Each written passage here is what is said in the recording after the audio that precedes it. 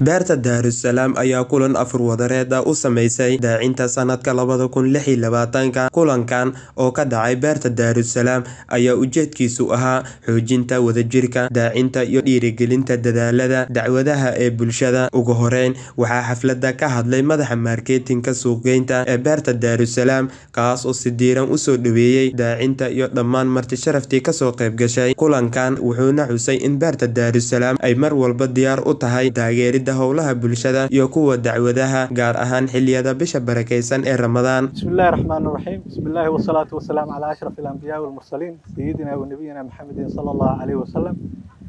Ku soo dhawaada beerta Daarusalaam oo ah hoyga dalxiiska dalka. Maanta waxaa sharaf noo ah in beerta Daarusalaam nagula afuraan daaci team daaci 2026 ee faafi khayrka sharaf ay noo tahay karaam ay noo tahay maana ku faraxsanahay maanta inaan waqti fiican ku wada qaadano beerta dalxiiska ay soo dalxiisaan oo keeno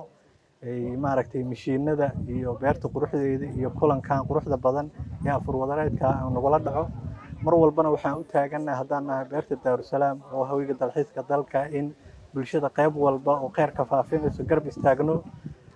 ku maaragtay ka farxad siino damaashaadkooda iyo dalxiiskooda aan kala qayb qaadano marka farxad ay noo tahay aad u mahadsantihiin soo dhawaadaan leenahay والسلام عليكم ورحمة الله وبركاته. intii uu socday kulanka daacinta iyo martida kale waxa ay isdhaafsadeen fikrado iyo talooyin wax ku ool ah oo ku saabsan sidii loo horumarin lahaa howlaha wacyigelinta bulshada iyo barnaamijyada dacwadaha ee sanadkan 2026. ugu dambeyn ka soo qaybgalayaasha waxay ugu mahadceliyeen maamulka beerta Daarusalaam oo soo dhaweyn diiran iyo martigelin qiimo leh ee ay u sameeyeen iyaga oo ku amaanay doorka ay ka qaadanayaan taageerida howlaha bulshada iyo dacwadaha. haddaba waa kuwan hadaladooda waxaa ka mid ah marka hore waxaa mahad idin u sugnaatay Allah subhanahu wa ta'ala marka xigto oo ku faraxsanahay ina goobjoog u ahaado anfur wadareed ee noo sameynaysay beerta Daarusalaam iyo casuumad qurux badan dhammaan daaciyaasha waxaa leeyahay waa ku faraxsanahay ina waqti idin la qaato dhamaantiina ay idin arko waxaa zaid ii farxad geliyay soo dhaweynta quruxda badan ee noo sameeyeen beerta Daarusalaam waxaa kaleeto zaid ii farxad geliyay oo ka helo waxa waaye service-ka ay bixiyeen beerta Daarusalaam sidoo kale diyaar garowga quruxda badan ee sameeyeen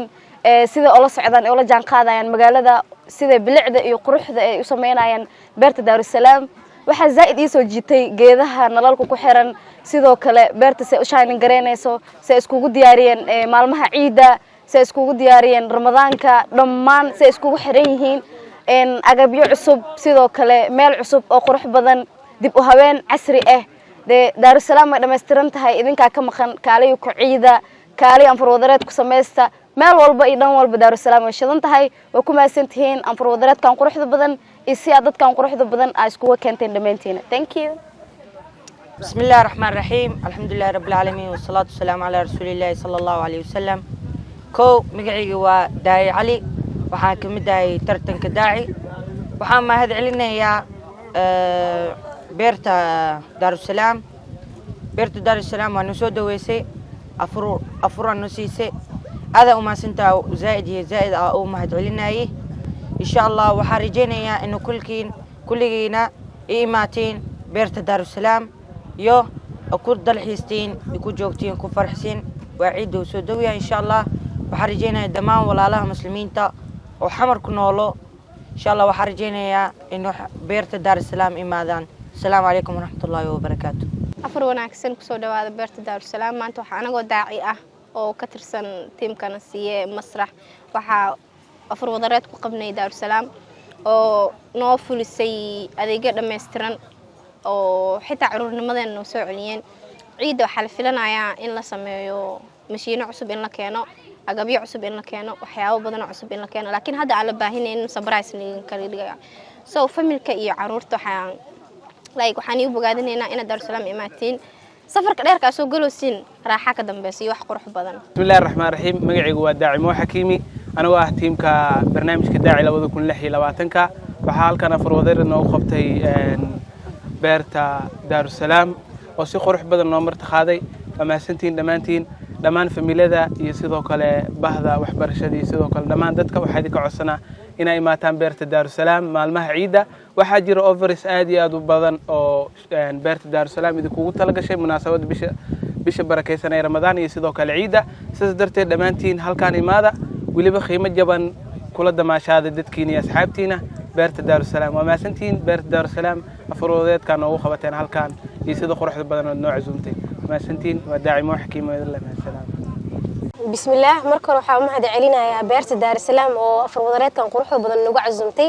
anagoo team daaciyaasha oo ka socona shirkadda Nasiya marka idinkan waxaa idin leeyahay beerta Daarusalaam soo booqda ciidaha soo dhow mashiino qurux badan iyo qalab qurux badan la keenay marka waa kaasa Xuseen Maxamed Garsoor TV magaalada Muqdisho